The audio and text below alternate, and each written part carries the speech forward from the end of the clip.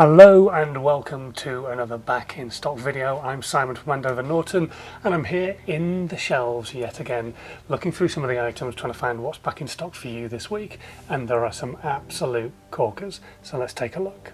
Item number 1, part number 067317, the front fork assembly complete kit for the 1972 and 74 Commando disc brake system, which is £1,554 including VAT.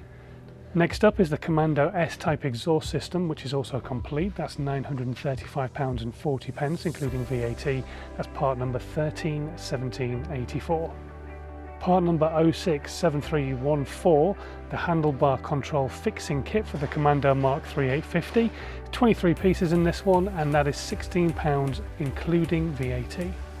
The centre stand fitting kit for the Commando 1971 and all onward models is £22.18 including VAT. That's part number 067311.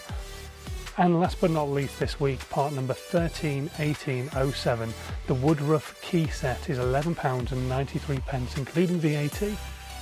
And don't forget, as always, if there's anything that you've not seen in this video but you really need for your bike and it's not in stock on the website, you can set yourself a reminder through the website. It's really simple. There's a link to how to do it in the section below.